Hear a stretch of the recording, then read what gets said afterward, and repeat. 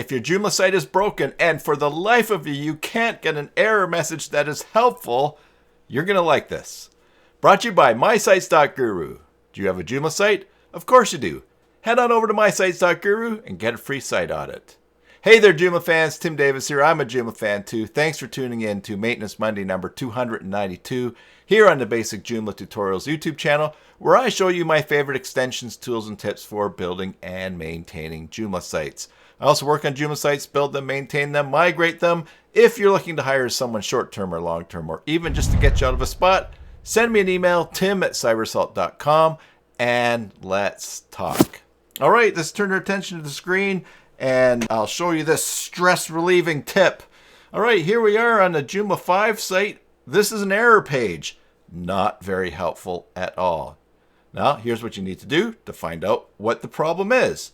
Go into the back end of your Joomla site. Go to Global Configuration.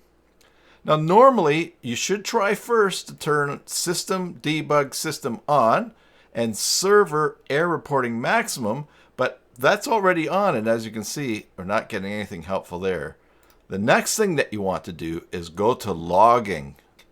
And we're going to go to Log Almost Everything, and we are going to click Yes. Now, next thing we're going to do is we're going to pay attention to where the log file is. In the proper place, in Joomla 5, it's in your root folder, and then in Administrator and Logs. We're going to save that. We're going to go back to this page and refresh, make that error again.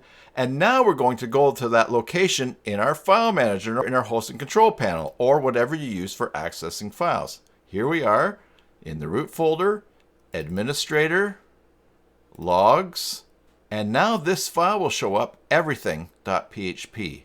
Right click and view, and there is the error that was being thrown by this page. Now, remember, once you've got the error, don't forget to go back and turn off Log Almost Everything, because you can end up with a pretty big log file, and it might fill up your hosting.